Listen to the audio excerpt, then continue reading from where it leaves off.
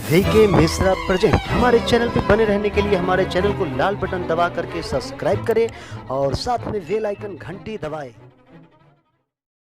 ध्यायेत नित्यं महेशं रजतगिरणिभं चारुचन्द्रावतंसं रत्नाकल्पोज्ज्वलांगं परशु मृगवरा भीतिहस्तं प्रसन्नं पद्माशीनं शमन्तात् अस्तुतमृगनैर्व्याघ्रकृतिं वशानं विश्वाद्यं विश्वबीजं निखिलभयहरं पंचवक्त्रं त्रिनेत्रम।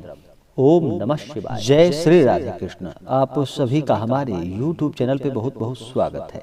यूं ही ज्ञानवर्धक जानकारियां प्राप्त करने के लिए हमारे इस चैनल को लाल बटन दबा करके सब्सक्राइब करें, साथ में बेल आइकन घंटी दबाएं ताकि मेरे वीडियो का नोटिफिकेशन आपके पास सबसे पहले पहुंचे। आइए आज मैं आपको सोम प्रदोष की कथा सुनाने जा रहा हूँ। प्रदोष व्रत में भगवान शिव और माता पार्वती का पूजन किया जाता है।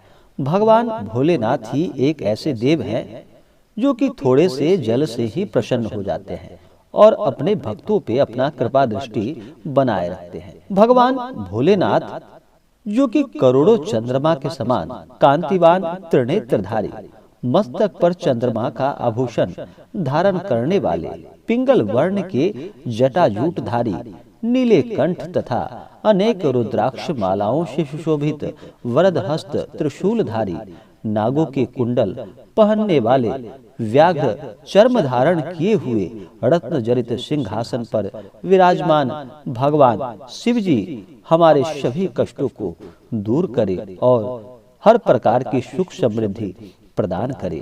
तो आइए सुनते हैं सोम प्रदोष व्रत की कथा। तो बोलिए प्रेम से भगवान भोलेनाथ की जय, माता पार्वती की जय। एक समय की बात है, एक नगर में एक ब्राह्मणी रहती थी। उसके पति का स्वर्गवास हो गया था। उसका अब कोई आश्रयदाता भी नहीं था, इसलिए वह प्रातः होते ही अपने पुत्र के साथ भीख मांगने के लिए निकल पड़ती थी। भिक्षाटन से वह स्वयं व अपने पुत्र का पेट पाला करती थी। एक दिन ब्राह्मणी घर लौट रही थी तो उसे एक लड़का घायल अवस्था में कराहता हुआ रोता हुआ नजर आया और उसे रास्ते में मिला। ब्राह्मणी को उस पे दया आ गई और वह दयावश उसे अपने घर ले आई। वह लड़का विदर्भ देश का राजकुमार था। शत्रु सैनिकों ने उसके राज्य पर आक्रमण कर उसके पिता को बंदी बना लिया था और राज्य पर नियंत्रण कर लिया था, इसलिए वह इधर उधर मारा भटक रहा था। राजकुमार ब्राह्मण पुत्र के साथ ब्राह्मणी के घर रहने लगा। एक दिन अंशुमती नामक एक गंधर्व कन्या ने राजकुमार को देखा और वह उस पे मोहित हो गई।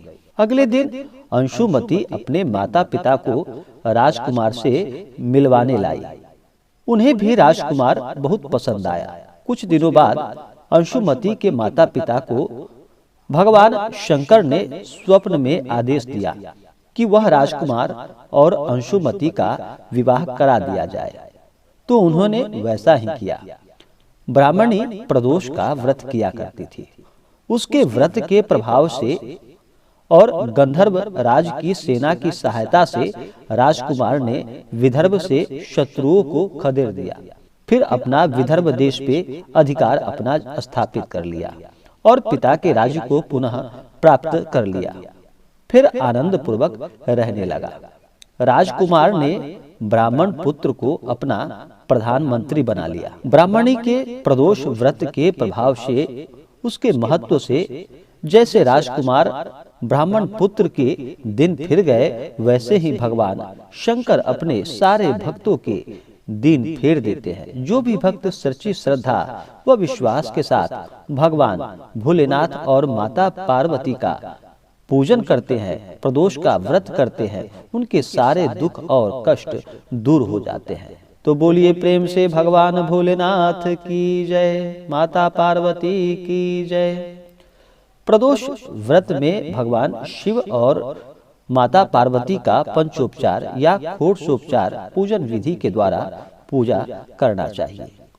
प्रदोष काल संध्या काल के समय जो कि प्रदोष का काल का समय होता है, वह शाम 4:30 से लेकर के शाम 6:50 तक का समय प्रदोष काल का समय होता है। इस दौरान व्रती को भगवान शिव और माता पार्वती का पूजन करना चाहिए। शाम के समय स्नान करके शुद्ध वस्त्र धारण करे, सफेद वस्त्र धारण करे, फिर भगवान शिव का मंदिर में नहीं तो अपने घर पे ही भगवान का प्रतिमा रख करके उनका पंचोपचार या षोडशोपचार पूजन द्वारा उनका पूजन करे।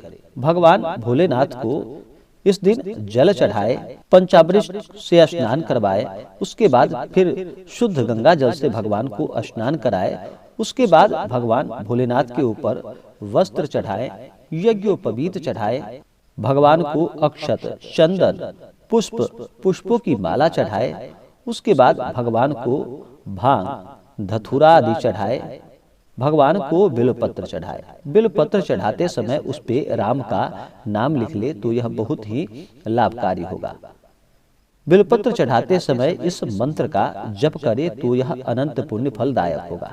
मंत्र ओम त्रिदलम त्रिगुणाकारम त्रिनेत्रम च त्रिधायुधम त्रिजन्म पाप संहारम बिल्वपत्रम शिवार्पणम। इस मंत्र के द्वारा भगवान शिव को बिल्वपत्र अर्पण करने से 3 जन्मों के पाप नष्ट हो जाते हैं। उसके बाद भगवान को भस्म चढ़ाए। भगवान को भस्म अति प्रिय है। फिर भगवान को धूप और दीप दिखाए। उसके बाद नैवेद्य अर्पण करे, अनेक प्रकार का ऋतुफल आदि चढ़ाए। उसके बाद भगवान शिव की प्रदोष व्रत का कथा श्रवण करे, फिर भगवान की आरती करे। अगले दिन जाकर के ब्राह्मणों को भोजन कराए, उन्हें दान दक्षिणा दे और फिर व्रत का पारण करे। तो आशा करता हूँ कि यह जानकारी आपको अच्छा लगा हो। ऐसे ही ज्ञानवर्धक जानकारियाँ प्राप्त करते रहने के लिए हमारे इस चैनल को लाल बटन दबा करके सब्सक्राइब करें, साथ में बेल आइकन घंटी दबाएं ताकि मेरे वीडियो का नोटिफिकेशन आपके पास सबसे पहले पहुंचे। वीडियो को लाइक और अपने मित्रों तथा दोस्तों के साथ शेयर करें। सुखी रहे और स्वस्थ रहे। जय श्री राधे कृष्ण। धन्यवाद। ओम ध्यायेत नित्यम महेशम रजत गिरणिभम चारु चंद्रावतंसम रत्ना कल्पो ज्वलांगम परशु मृगवरा भीति हस्तम प्रसन्नम पद्माशीनम शमंतात अस्तुतमृगनैर व्याघ्र कृतिम वशानम विश्वाद्यम विश्वबीजम निखिल भयहरम पंचवक्त्रम त्रिनेत्रम। ओम नमः शिवाय। ओम नमः शिवाय। ओम नमः शिवाय। ओम नमः शिवाय। ओम नमः शिवाय। ओम नमः शिवाय। ओम नमः शिवाय। ओम नमः शिवाय। ओम नमः शिवाय। ओम नमः शिवाय। ओम नमः शिवाय।